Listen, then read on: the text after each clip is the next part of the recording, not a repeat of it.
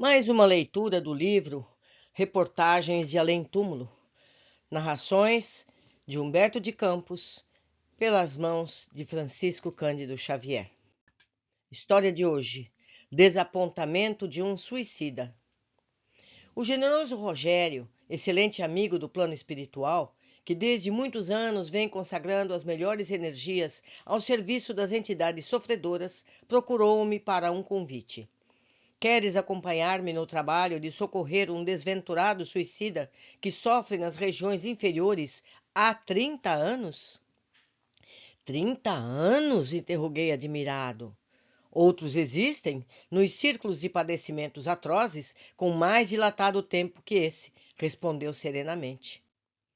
Por minha parte, não conseguia dissimular o assombro justo. Semelhantes angústias, retorqui, devem ser consequência de romance bem doloroso. Não tanto. No presente caso, ao lado do infortúnio, não podemos esquecer a irreflexão e a rebeldia. A observação de Rogério espicaçava minha curiosidade. Gostaria de acompanhar-te, mas não me posso furtar ao desejo de conhecer alguma coisa da história dessa personagem que iremos visitar. É interessante, explicou ele. Entretanto, não é incomum. Homens numerosos se encontram atualmente em suas antigas condições. E depois de tomar posição como narrador, engraçado e otimista, começou atencioso. Há cerca de 30 anos, Tomazino Pereira era empregado de uma tipografia no Rio de Janeiro. Temperamento singular e atrabiliário, jamais pudera evadir-se do círculo das lamentações estéreis. Não se fazia ouvir senão para comover os interlocutores com queixas acerbas. Lastimava-se incessantemente, acusava o mundo, o país, o trabalho, os amigos, e em vão procurava os companheiros injetar-lhe coragem e otimismo. O mísero estava sempre excessivamente nervoso ou irremediavelmente desalentado. A família numerosa, os deveres cotidianos, as contas mensais do armazém, açougueiro, padeiro, amedrontavam-lhe o espírito. Entretanto, a maior tragédia de Tomazino, na apreciação de si próprio, era o problema conjugal. A esposa, ignorante, não o compreendia, e em vez de melhorar-lhe as condições espirituais com carinho e paciência, levantando-lhe as condições em busca dos horizontes superiores da vida, o infeliz gastava o tempo em promessas de pancada, ameaças de separação, gestos violentos e rudes. A situação enchia os filhinhos do casal de espanto e amargura, pois o chefe da casa, em desespero, dava a impressão de ser um louco, sem esperança de cura. Quando não esmurrava as mesas em fúria doentia, mantinha-se em atitude de extrema desolação, apático, em prantos angustiosos. No quadro de seus afeiçoados estava Oscar Fraga, amigo de infância e de luta diária, que se valia das frases de desânimo do amigo para mais aproximar-se, tentando arrancar-lhe a alma das tempestades da incompreensão. O caso, porém, tornava-se mais complicado dia a dia. Tomazino andava possuído de ideia sinistra. Alimentava o propósito de suicídio com preocupação crescente. No íntimo, sempre considerara os que fogem às tormentas da vida humana como criaturas privilegiadas e corajosas, mas não era a melhor maneira de protestar contra o destino. Retirar-se do mundo em silêncio? Não lhe parecia a existência terrestre enorme banquete, onde alguns se serviam dos manjares, reservando-se a outros as ervas amargosas? Depor o fardo a meio do caminho, em seu modo de ver, constituía a atitude mais consentânea com a dignidade pessoal. No fundo, acreditava na existência de Deus, mas a cegueira de espírito não lhe deixava entrever o menor vislumbre das verdades essenciais que o induziriam à coragem indispensável no combate comum. À medida que lhe crescia na alma a intenção de escapar à luta, mais se sentia herói. Percebendo-lhe tão perigosas disposições, o Fraga, que era espiritista convicto, aproximou-se com mais vigor, fazendo-lhe a cooperação fraternal de que dispunha. Eram mensagens de suicidas desventurados, exortações evangélicas, páginas de consolação e reerguimento moral. Tudo isso é fumo de ilusão, exclamava Tomazino, desalentado. Ninguém pode regressar da poeira do túmulo. Creio que Deus, e estou certo que Ele, mais que ninguém, compreende minha dor. Também eu, murmurava o companheiro pacientemente, não ponho em dúvida o interesse amoroso do Altíssimo em nosso favor. Naturalmente entenderá nossas mágoas, mas não poderá tolerar nossas rebeldias. É isso, gritava mais fortemente o infeliz. Estou abandonado, tudo para mim está perdido. A desgraça colheu minha sorte e preciso morrer. Tudo apodreceu, tudo caiu. E enquanto o desventurado enxugava os olhos com o lenço, o companheiro retrucava com larga dose de bom humor. O nervosismo costuma também fugir à verdade. Não estás sendo reto. E ainda me acusas? Perguntava Tomazino desgrenhado. Nem todas as coisas permanecem derrubadas, esclarecia o Fraga calmamente. Pelo menos esta casa, que Deus transformou em ninho de teus filhos e onde encontramos refúgio para a conversação afetuosa que ainda está de pé. A resposta parecia suavizar os abafamentos do interlocutor pela nota de humorismo. Depois de alguns minutos pesados de meditação, Tomazino voltava em desalento. Mas, e Olinda? Se minha mulher compreendesse as necessidades justas, talvez que a vida se equilibrasse. Por que não lhe auxilias a alma inculta, empenhando nisso e melhorar as forças do coração? Inquiria o companheiro sensatamente. Olinda não é má. Como sabes, a ignorância tem arestas que é necessário desgastar. Além disso, nunca deverias esquecer que se trata da mãe dos teus filhinhos. Deus nos teria unidos sem razões fortes na estrada da vida imortal. Vejo em tudo isso a representação de teus débitos espirituais do passado, a que se torna imprescindível resgatar. Tomazino atalhava em tom irado. Não tens outro argumento senão essa história de reencarnações?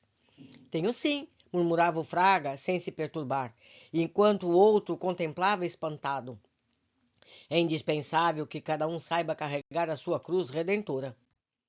És sempre fecundo nos conselhos, clamava o mísero desesperado. O amigo, porém, sem qualquer irritação, prosseguia de bom humor. Estás enganado. Esse conselho não é meu, é de Jesus. Jesus Cristo. Não me sinto devidamente iluminado para orientar a quem quer que seja. No entanto, creio que concordarás comigo quanto à competência do Salvador. A verdade, contudo, é que Fraga sempre se retirava sem obter nenhum resultado satisfatório. Irracível, teimoso, impermeável aos benefícios da fé religiosa, Tomazino Pereira manteve-se inacessível a todos os processos de socorro espiritual. E na ideia orgulhosa de que poderia enfrentar o próprio Deus a fim de inquirir o Criador quanto aos enigmas do destino, uma noite tranquila, sem que ninguém esperasse, estourou os miolos irrefletidamente. A narração movimentada levou-me a recordar alguns companheiros das tarefas humanas, impressionando-me vivamente. Esse é o espírito que encontraremos daqui a alguns instantes, incluiu Rogério num sorriso generoso. De fato, sem despender maior esforço, descemos a uma região de sombras muito espessas. Assemelhava-se, antes de tudo, a uma grande caverna pestilenta e úmida, como deveriam ser os calabouços da Idade Média. Viam-se ali criaturas estiradas em gemidos lacinantes. Conservando-se à distância, Rogério exortou-me a permanecer em sua companhia e enviou alguns auxiliares em busca do desventurado Tomazino. O infeliz aproximou-se de rastros. Parecia um monstro, tal a desfiguração pelo sofrimento. Observando os fluidos luminosos que envolviam Rogério a esperá-lo, Mísero supôs que se defrontava com um dos mais altos emissários de Deus. Enganado ainda pelas faltas concepções da terra, começou a chorar convulsivamente, acreditando que o Altíssimo lhe dispensava honrosas deferências, como se fora um herói esquecido na revisão do processo. Anjo celeste, murmurou, prostrando-se ante Rogério. Eu sabia que Deus me faria justiça. Fui um infortunado na terra, vaguei como cão sem dono entre aqueles que desfrutavam o banquete da vida humana.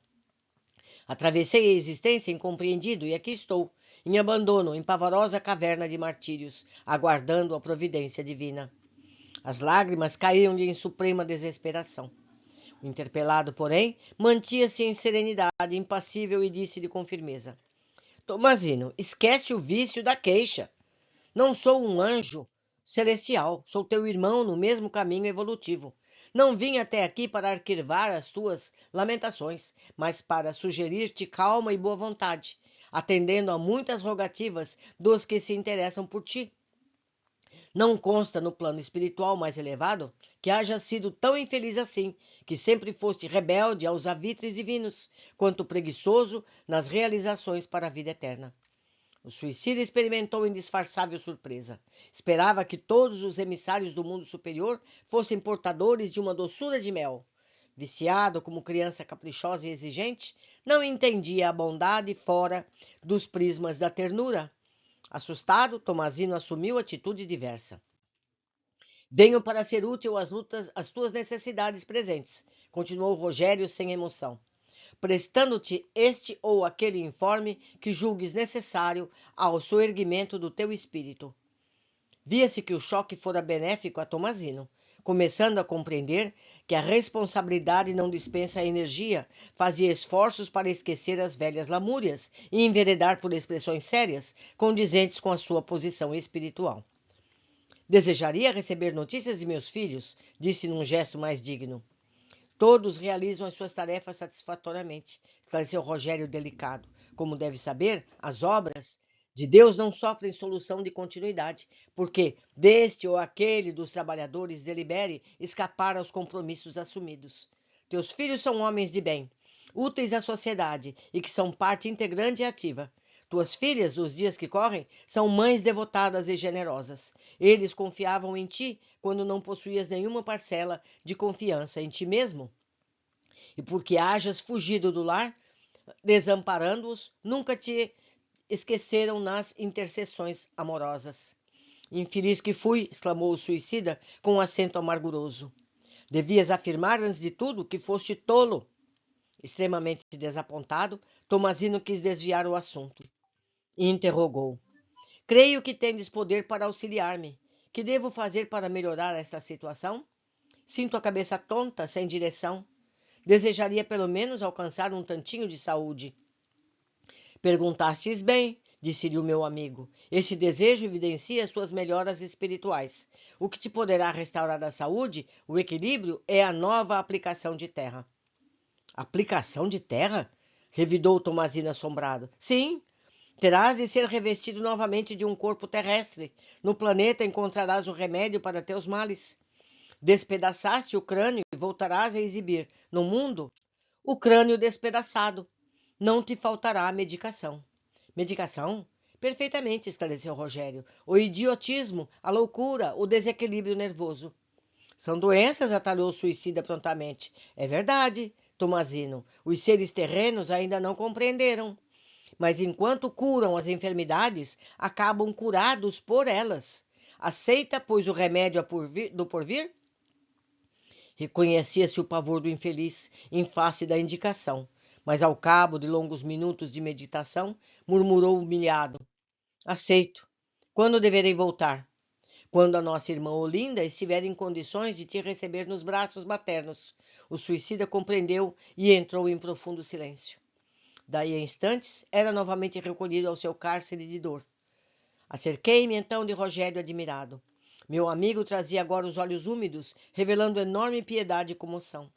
Antes que lhe fizesse qualquer pergunta, tomou-me delicadamente o braço e murmurou compungido.